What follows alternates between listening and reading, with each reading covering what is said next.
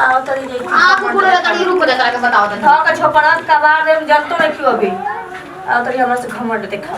रो बस हमरा शरीर से प्यार बेटे हमसे प्यार नहीं खे तोहरे से प्यार में बाकी देखो सब गांव घर से तक 3 साल शादी कइला उगला तैसे को जैसे रो कहानी के पति के अपने साथे मत रखे ना तो उन लोग के खतरा बटे उन लोग से दूरी बना लेनी तेरा कुछ ना होई हम बानी ना देखो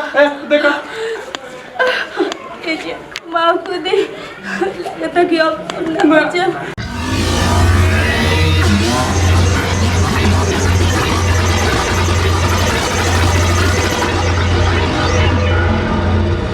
का होई तो बैठ के का करतो काम धाम ना होई हां हैं सोची कोनो काम ना होई का हमरा सकलिया कुछ लिखल बा नौकरानी है यो तो मतलब घर के काम करबे तो नौकरानी बन जबे तू खाली वो खाना बना मन के दही बच जाता तो तू का करबे बैठल बैठल तू का करते है तो का कर बैठ के हमरा देखा लगी का जाके बैठी के कोना काम करे के हम तो ना करो ठीक बा बैठ तू हमहु बैठा तानी है तो बंदे बंदे के काम करता हमरा लइका रे बता सका आइलो माई खाना हां एगो मई तो हमर लड़का निहारतिया हैं ना तक नहीं आरी ना भगलू जैसे मुठल चली आलू हमरा से लड़े जो कितना ही बोलतिया एकदम से बुझाते करे मुंह पे कोनो लगा लगावे नहीं खेत में जाइबू कि पचरा झड़बू अभी जाइबू कि ना ऐसे कैसे तो धक्का देते रे काहे दी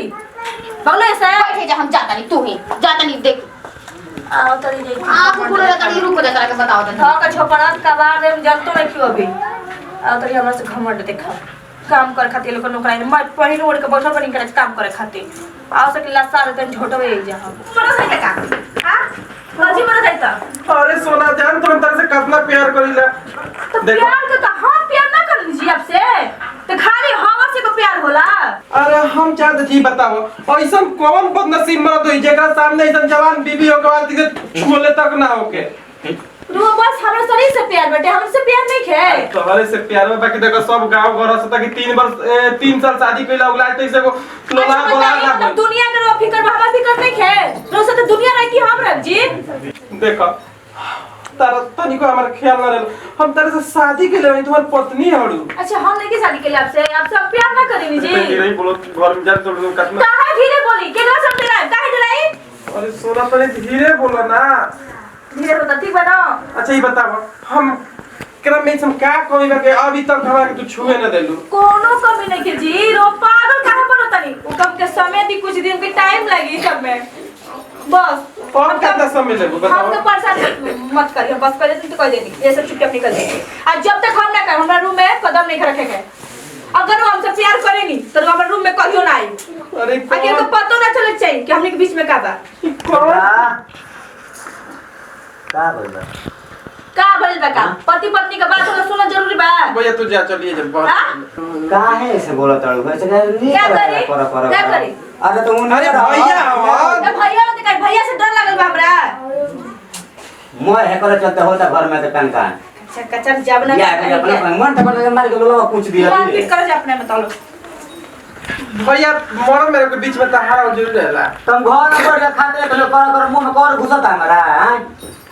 घर में शांति रहला तब बनू रे हां तोनी को उठी सुती का ना का कौन तोनी का लड़ाई बटियो रतियो में 12 बजे लड़ा चालू करता सन तोनी से तो मन तो करते हम जाकर तो मड़ी बटियो पर भी जावा मोरियो हम लगा के मड़ी यार बन रही बोल को रह तोनी घर में कोना पहले रहता सब दिन रात तो हम क्या करी हमरा कुछ समझे नहीं आपके ना हम घर के बनी ना घाट के बनी एक तरफ हमार मेहरारू बिया जो आज तारीख से हम छू ना पाई क्या करिए हमरा कुछ समझे में नहीं क्यों ना सब घर वाला कहता कि लड़का चाहिए कहाँ से हम लड़का दी आज तक हम टचे ना करी कितना हमरा से प्यार करत रही आज बुझाता कि हमार 2 कौड़ी के उनकरा नजर में भाव हो गइल बा ए बबुआ काहे जे बैठल है मैं कुछ ना बोलना का हो गइल भाई अरे बबुआ का कही बहुत हमरा टेंशन भई रहता ओकरा पे इतना हमरा विश्वास रहे के माने बाल बच्चा होई ना भल हाथ ना देखा उसना कहीं दवाई बीरो कुछ ना भई ते झूठो के देखा रवि का जरूरत बा लइका के बताओ अरे हम सोचत रही बहुत आसरा अरे कर भाई ये भाई नया का जुग बा लइका फइका तनी हमनियो के मान लो कुछ आशा अरमान बा तनी कुछ अच्छा से घर दुआर सब बढ़िया से हो जाओ अरे घर द्वार तो बनबे करी लेकिन बहुत हमरा अभी हमको कमात दामात नहीं खिन रे माई एगो घर में हो जाई तो बबू तो खेला हम तो बबुआ नहीं बता हां लेकिन पतोहियो के त होखे के चाहिए नु भाई मैं अब ते वाला के टेंशन देबेली का माई तेहू लइका करे तेहू पैसा ठिया हवे बे देख बबू हम साफ बात जानते हैं घर में कोई के इज्जत करत नहीं थे भसु जदि वैसे ही मुंह लगाती है हमरा के कीमत कुछ नहीं के जानत हम कहम सीधे एगो दोसर तू शादी करे ओकरा अरे मैं ते का कहते तोरा पता बा हम शादी दूसरा का हम जानते हम कितना प्यार कइला अरे मैं हां त अपने मन से बियाह कर जाला बार ना हां तला मैरिज कइले बा वही खातिर नु सब के घर में गाह के धइले बिया तन की कोई के बात बर्दाश्त नहीं के करत ठीक बा हम समझा दे ओइसे ना करे बाकी मैं शादी के दोबारा सोचबो मत करियन शादी को नहीं कर सकत बस इधर से हमार जीवन कट जी ठीक ना ई बात ना होई अब दोसर शादी करही के बा ओकरा चक्कर में पगलम कुछ बना कोई के घर में सब कोई के लाते मिस के चलत कुछ समझाओ का कहता है अरे ओकरा ले त हम खुद परेशान बनी देखा तो के बिया त घर में कोई के कीमत नहीं के समझल ए बहुत सुन एगो हम बात कहतई कौन एक ते अपने सलिया ले बियाह करा ना दे चुपचाप अरे सलिया से तो हमरो तो मन बोला ही बड़े माला सुबह सागर बोला ही बिया जा रही दोनों बहन मिल कर रहियो से अपन आ गोद बल्ले बिया उ त ओकरा से खराब बिया चिंता मत कोनो करो हम जात नहीं ठीक बा अपना ससुर से बतियाई के हम लिया का बात नहीं करे के ठीक है बात अगर बात देखो तो पैसे ना रखेला ये जो रहिए ते हां त रखियन काहे ना उनके का जिंदगी भर बुझाता घर में बात चले फोन डॉक्टर साहब के ये मेरा हेलो प्रणाम डॉक्टर साहब का लास्ट चलता हमार ई क्या कहता नहीं इतना दिन में तो हम जान तो नहीं कि हमारा ब्लड कैंसर में सब कुछ पहले रही है जैसे रोग कहानी के अपने पति के अपने साथे मत रखे ना तो उन्हों के खतरा बटे उन्हों से दूरी बना लेनी घर परिवार हम कितना प्यार करला फिर भी उन से हम उल्टा बतियानी गाली देनी झगड़ा करेनी क्यों सब हमसे नफरत करो अब कितना दिन के मेहमान बनी हो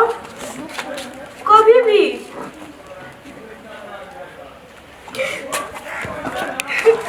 डॉक्टर साहब हमारे पति जब हमारे सामने आवला ना इतना हमारे रोवाई आवला लेकिन सब चीज छुपा के हम के लड़ाई झगड़ा करनी कि वो हमसे प्यार ना करे अगर हमसे वो प्यार करिए तो हमसे दूरी कैसे बनाइए कैसे कुछ दिन के तो हम मेहमान ही न बनी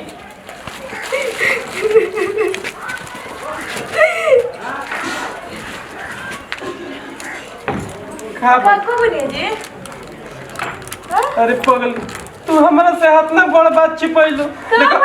हम तारा कथी सब जगह जमीन सब बेच दे देखो हम सब लुका के सुननी है देखो काय कर इलाज नहीं के राजी सब चीज खत्म हो चुकल बाप हमके पता ना रहा कि हमरा ये सब बीमारी बटे हमरे कुछ ही दिन पहले पता चलल कि हमरा कैंसर बटे तो सब चुप होने के हमसे दूरी बना ली दूसरी शादी कर ली आपके माफ कर दीजिए जन की वजह से उल्टा सीधा बात कर ले मुझे माफ कर दीजिए तारा कुछ ना हम तारा के कुछ ना होके दे तारा के दिल्ली बम्बे जहाँ विदेश भी ले जाए कोई ना तो तारा कम ले जाए बाकी तारा के कुछ ना तारा से बहुत प्यार कइला कुछ ना हो सकेला तारा कुछ हो जी तो हम कैसे जियो बतावा हम तो जानते रही कि तू हमारे साथ गलती कर तू बाकी हाथ ना पड़ रहा छिपा के रखल देखो तारा कुछ ना तू टेंशन मत कर हम अभी डॉक्टर से बात करते हैं अरे कुछ ना ब्लड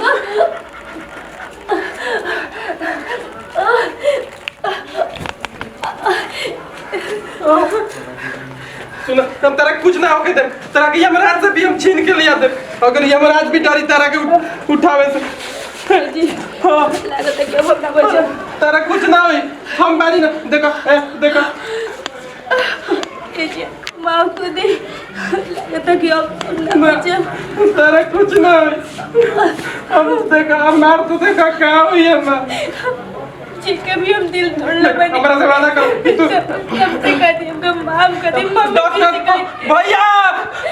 माई माई भैया डॉक्टर कहां गई मैं देखना खून उल्टी करो का हो गई मम्मी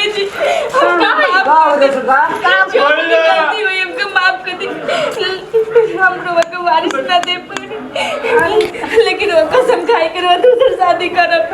अरे पगली ई का रे कदम ना हम तारा के छोड़ के कभी दूसरे शादी नहीं कर सकते। आई घर के वारिस थे। चल बाजार भैया। के हैं कहां हो बोले का अरे तारे कुछ लड़ चल वंदना हमरा के छोड़ के नहीं कुछ जा सकत वंदना तुम्हारा कल ना किसी बात हमारा साथ तो फिर तो काहे छोड़ के चल गई भैया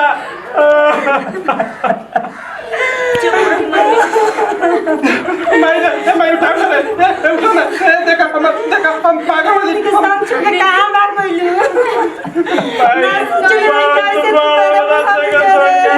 तुम्हें धोखा कैले तुम्हें लोग चेक पहले का ना बताइलू रो हमने के कुछ ना पता भैया का ब्लड कैंसर रहा तोरा तो बताओगे चाहिए तो हमारा पता ना ए बार हम लास्ट में देखनिए भैया सुनिए बस याद नहीं डॉक्टर से भैया ए भैया उठाओ ना हम ना चाहिए भैया ए भैया वंदना वंदना वंदना चल बड़ी चुप